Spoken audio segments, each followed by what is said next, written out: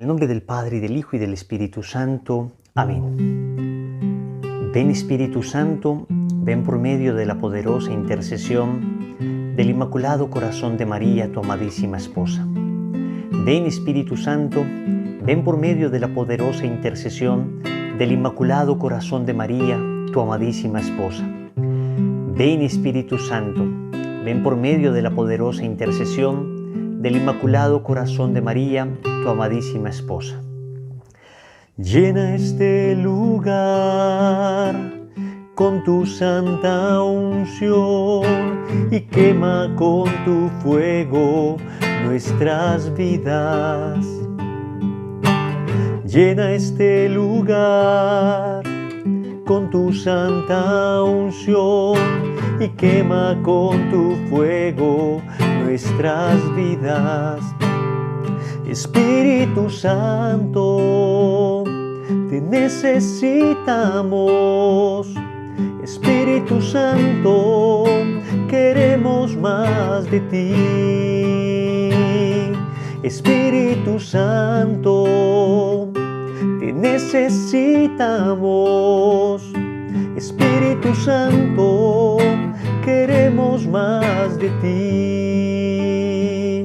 Ven Espíritu Creador, nuestras almas visita y tu gracia infinita infunde el corazón. Tú eres el abogado, donde Dios viva fuente, fuego y amor ardiente y espiritual unción, fuente de 7 dones, mano de Dios abierta, del Padre rica oferta, hálito inspirador. Infúndenos tu lumbre y con tu viva llama, el corazón inflama, dale fuerza y vigor. Aleja al enemigo, danos paz y victoria, guíanos a la gloria, divino defensor. Obténnos conocer de Espíritu Divino, vivir en ti Dios Trino y disfrutar de tu amor. Amén. Espíritu Santo, te necesitamos. Espíritu Santo, queremos más de ti.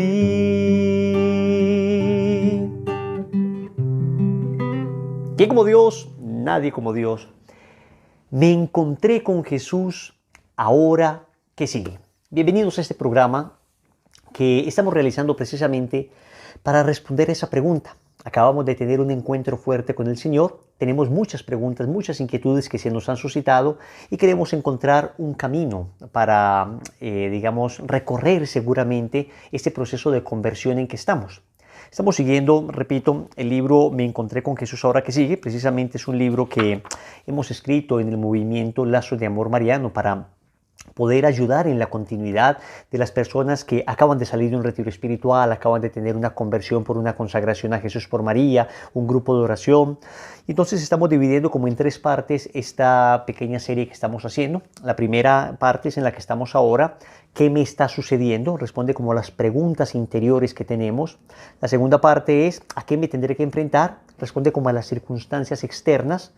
Y la última parte es cómo hacer para conservar el fuego, que tiene 10 puntos donde vamos a aprender a mantener ardiendo nuestro corazón. Hoy yo quisiera que nos concentráramos en 3 preguntas que son bastante comunes en una persona que inicia un proceso de conversión. Resulta que cuando nosotros iniciamos la conversión, normalmente pasamos de un extremo a otro. Nos hemos dado cuenta que el pecado original, uno de los más grandes daños que ocasionó en nosotros es el desequilibrio. Nos cuesta dificultad mantener un justo medio. Los santos siempre decían in medium est virtus o in medium virtus, en el medio está la virtud.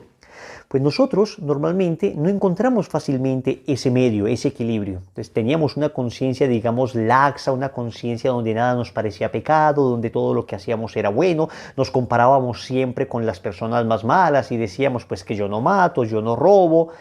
Entonces una conciencia laxa es una conciencia, digamos, amplia, tranquilota, una conciencia dormida, adormecida más bien.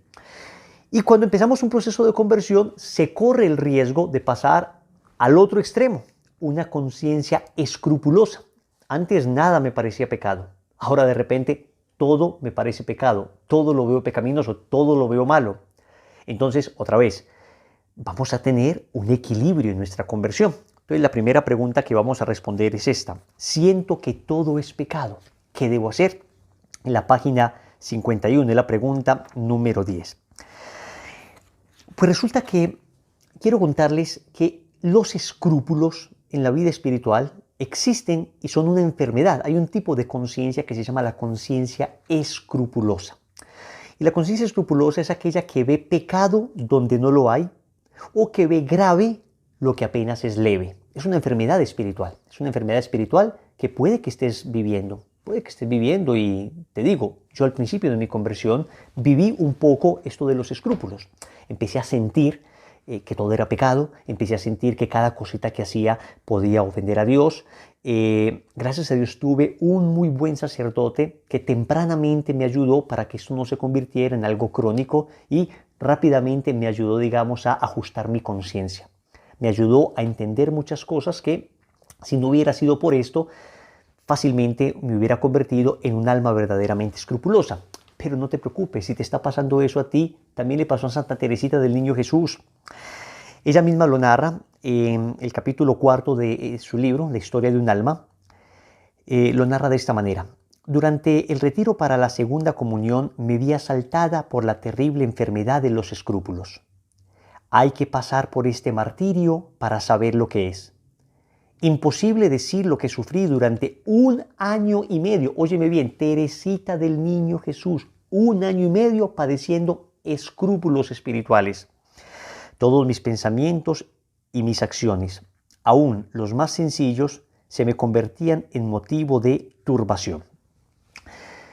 Entonces, muchas veces esto se debe también a temperamentos muy proclives a los escrúpulos. Los temperamentos, sobre todo, más pasivos, fundamentalmente el temperamento melancólico o temperamento nervioso, es muy susceptible a los escrúpulos.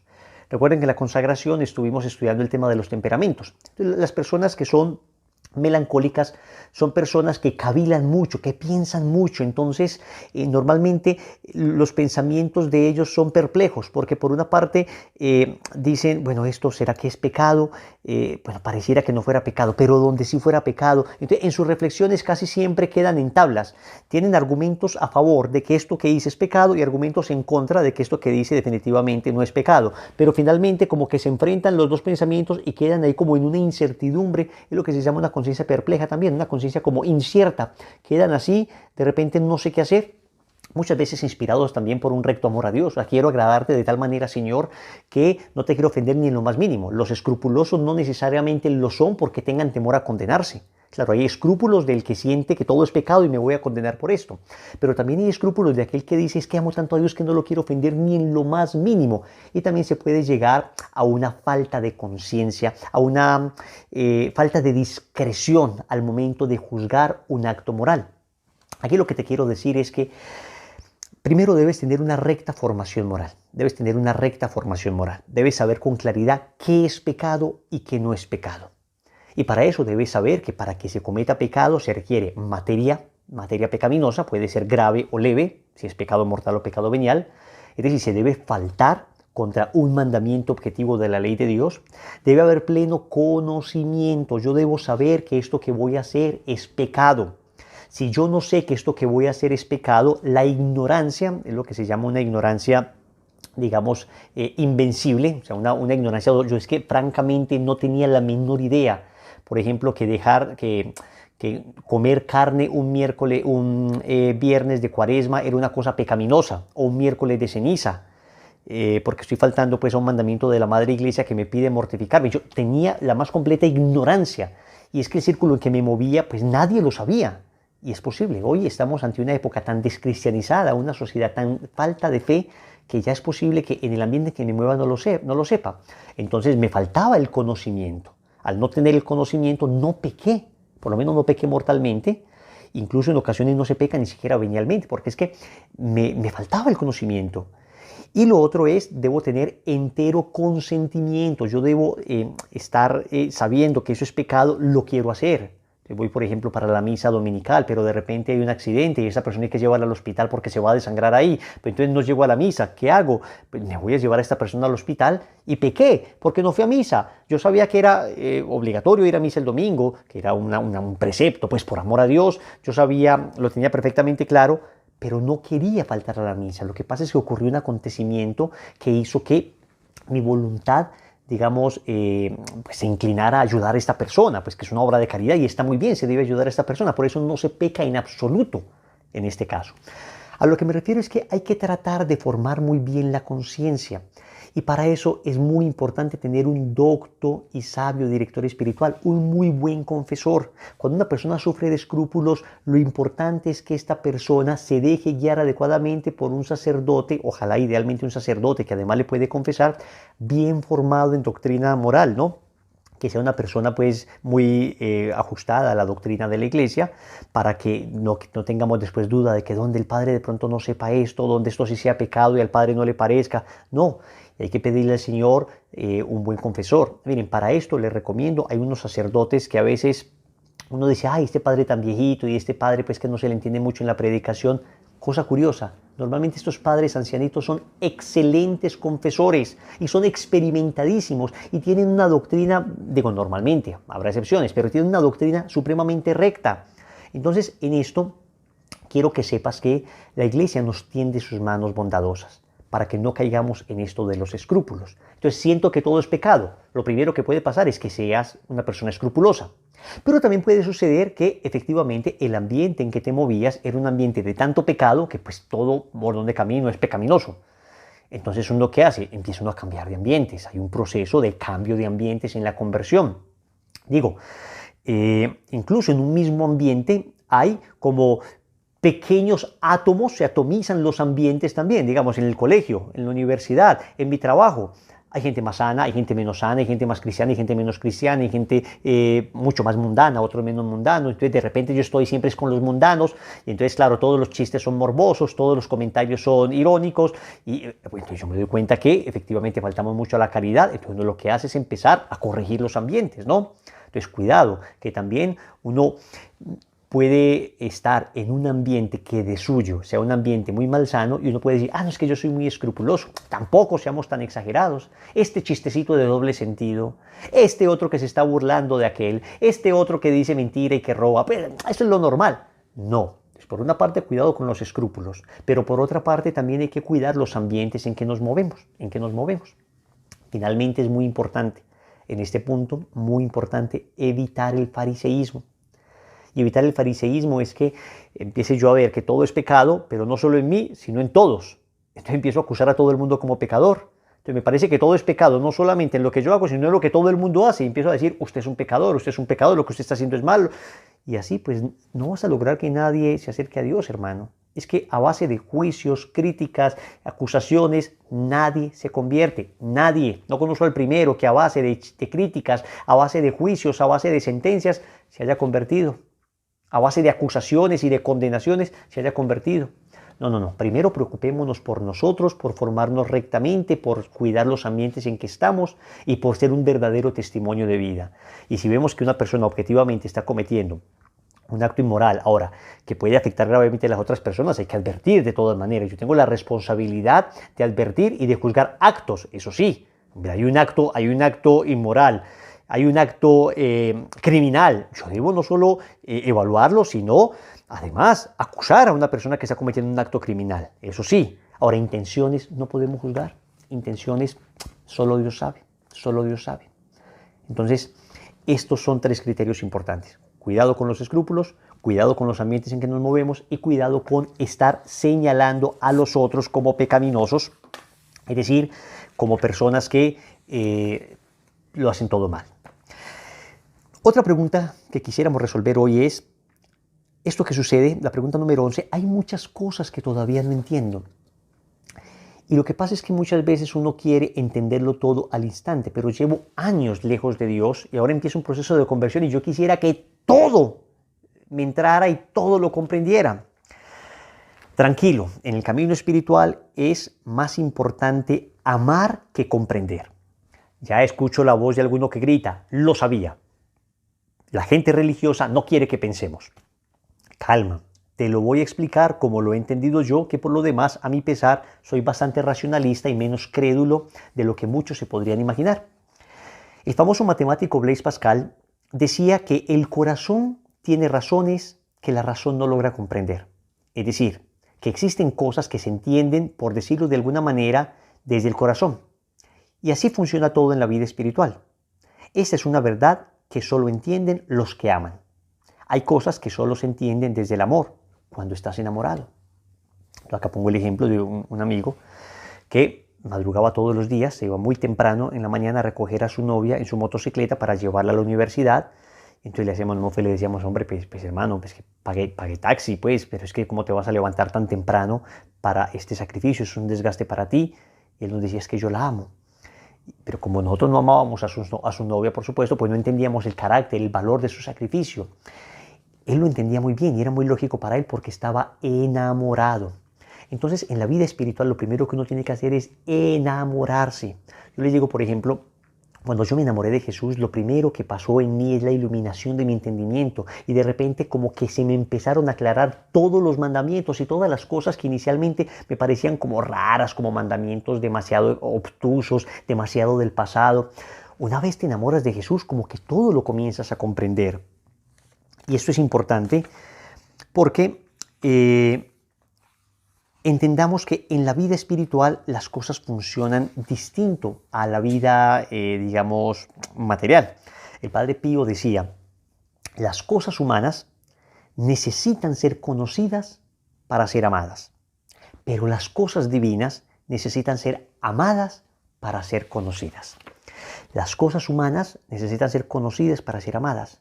Entonces, uno conoce a una persona, uno conoce a una chica, te empieza a interesar, te enamoras. Empiezas a conocer unos amigos, empiezas a amar a tus amigos. Es decir, el conocimiento te va ayudando de alguna manera a amar. En la vida espiritual es al revés. Primero amas. Toma la iniciativa de amar a Dios. Señor, el primer mandamiento, yo te amo. Y una vez amo a Dios, como que se me ilumina toda la doctrina. Como que entiendo con mayor claridad todo lo que Él me quiere decir. Y con esto no estoy diciendo que la fe cristiana sea irracional. De hecho, les puedo asegurar que no existe una fe más consistente, más lógica, más racional que la fe católica. En una ocasión, una persona atea me dijo que yo era muy cerrado por creer en Dios, por tener fe, que él solo creía en la ciencia, que solo confiaba en la razón. Entonces le dije, si me pones al frente la fe y la razón, yo las escojo las dos. Porque como católico sé que fe y razón no se oponen, pues ambas me son dadas por Dios y me llevan a Él. Pero si fe y razón están frente a ti, al parecer tú solo escogerías la razón. Es decir, te cierras a creer que hay algo más allá de lo físicamente explicable. Ahora dime quién es aquí el que está cerrado, yo que escojo ambas o tú que escoges solo una y te niegas a aceptar otra. Es decir, resulta que nosotros creemos que nuestra fe es muy razonable, muy razonable. Y cuando más te vas enamorando, más entiendes la razón de las cosas. A ver, se requiere amar a Dios de alguna manera para empezar a abrirse a la verdad de la fe. Pero no es que esa verdad de la fe sea una verdad solo para enamorados. Es muy consistente. A ver, no es que yo diga, es que cuando me enamoré de Dios entendí que debo defender la vida. Solo la gente enamorada de Dios defiende la verdad de la defensa de la vida desde la concepción hasta la muerte natural. No. Escúchame. Hay razones racionales, científicas, filosóficas, de peso y de argumentos suficientemente bien sustentados como para demostrar que la vida se debe defender desde la concepción hasta la muerte natural. Pero resulta que cuando amo a Dios, cuando me enamoro de Él, esta realidad, que es una verdad que desde la razón hubiera podido alcanzar, entonces como que doy un salto y llego más rápido a esa verdad. Me es más fácil comprender la verdad. No es que se entienda una verdad ilógica porque me enamoré. No es que ya me enamoré de Dios, entonces voy a creer cualquier cosa porque Dios me lo dijo. Hombre, es que Dios me lo dice porque es la verdad. y desde la razón también podrías llegar a ella. Es sorprendente, por ejemplo, ver cómo los filósofos griegos llegaron a muchas verdades solo desde la razón, que después uno compara con la doctrina de Jesucristo y se ajustan perfectamente a lo que Cristo, que es la verdad, enseñó. Y sin embargo ellos llegaron a través de un proceso largo de la razón. Nosotros en cambio nos enamoramos de Dios y llegamos rápidamente a esa verdad. Llegamos rápidamente a esa verdad. Entonces, lo más importante ahora es que te sepas amado y perdonado por Dios. Con el tiempo irás comprendiendo todo lo demás. Pero la experiencia del amor de Dios, de su perdón y de su cercanía, está en la base de todo. Esto fue lo que experimentó Israel. Aunque no entendía siempre los caminos por los que Dios le conducía, sabían que Dios estaba cerca. Porque en efecto, ¿hay alguna nación tan grande que tenga a los dioses tan cerca como lo está Yahvé, nuestro Dios, siempre que lo invocamos? Deuteronomio 4:7. Entonces, atento, atento. Es necesario enamorarse.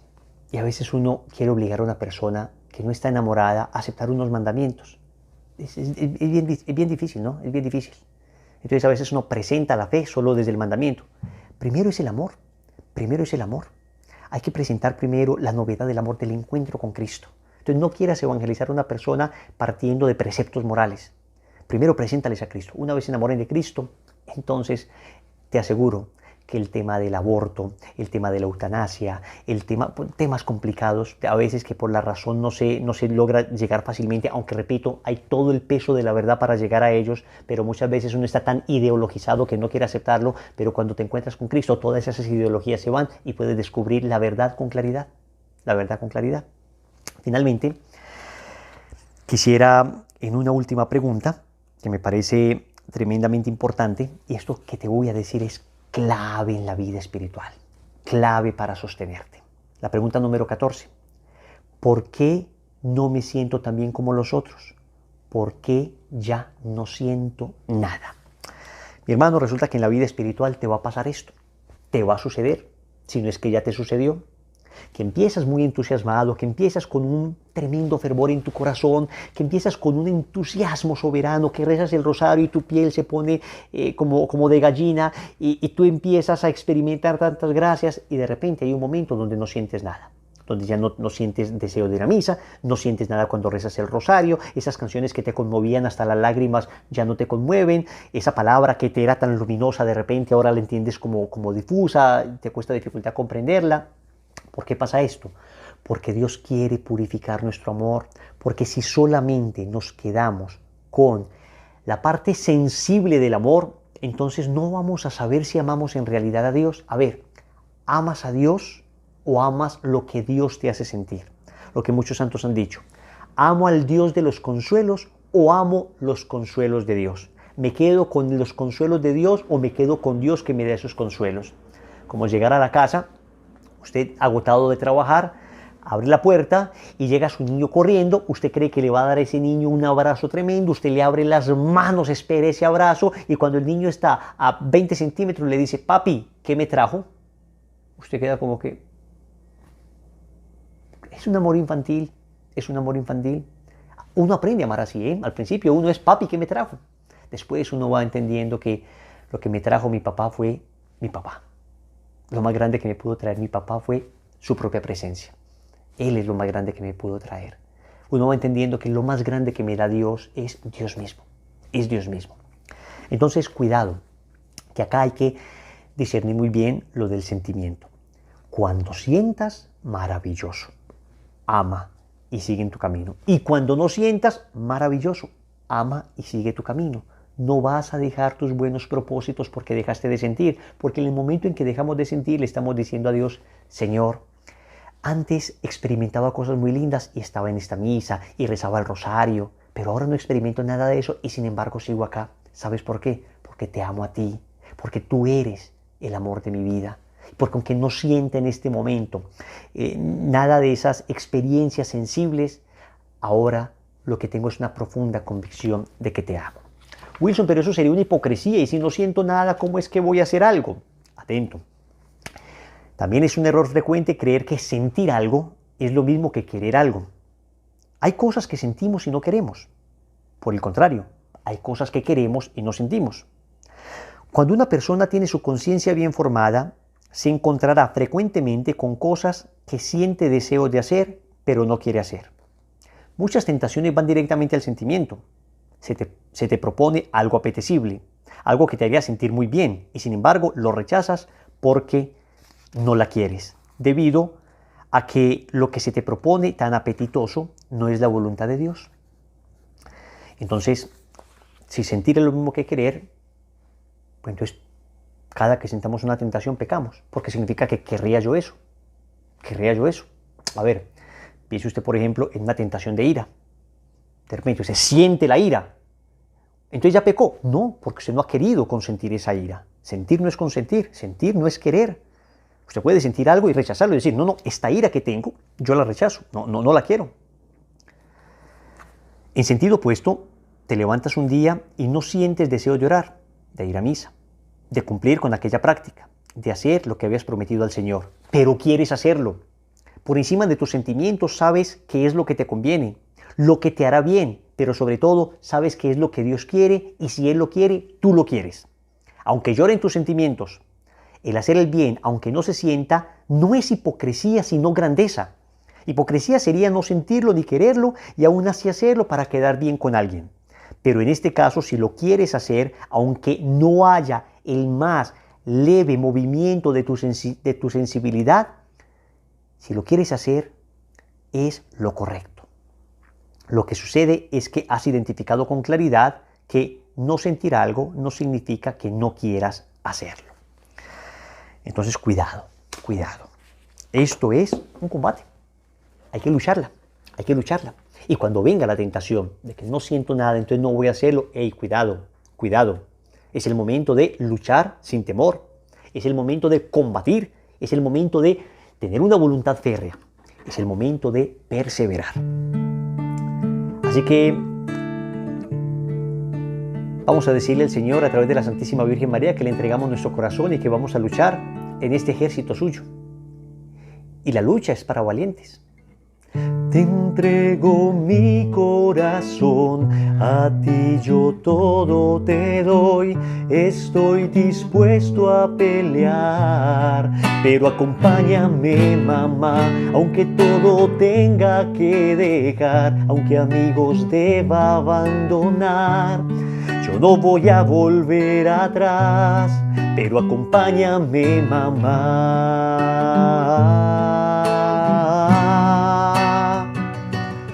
Mamá,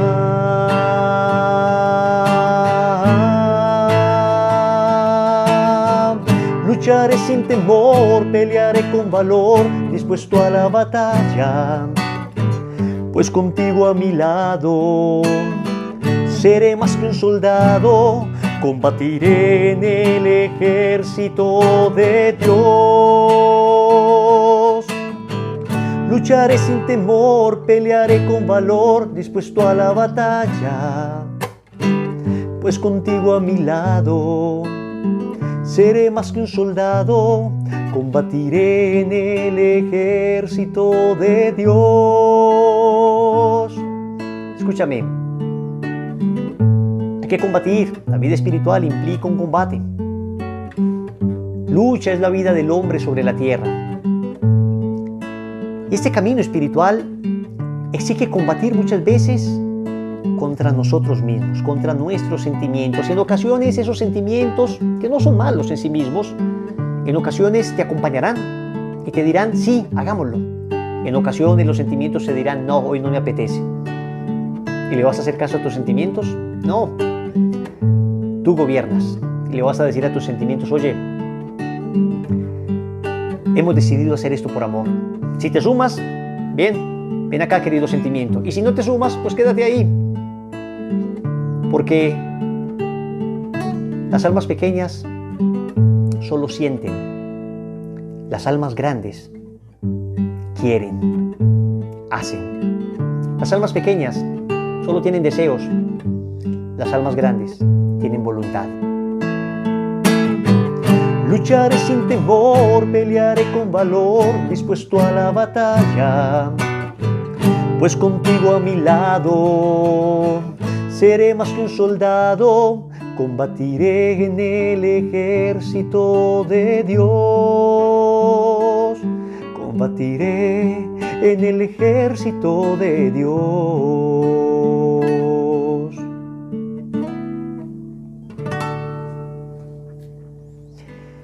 ¿Quién como Dios? Nadie como Dios. Un abrazo para todos. Vamos terminando ya este primer bloque. Prepárense, que lo que viene es todavía más emocionante. Me encontré con Jesús ahora que sigue. Una aventura de amor, una aventura del lado de Jesús y de María. Que la gracia de Dios sea contigo. Muchas bendiciones.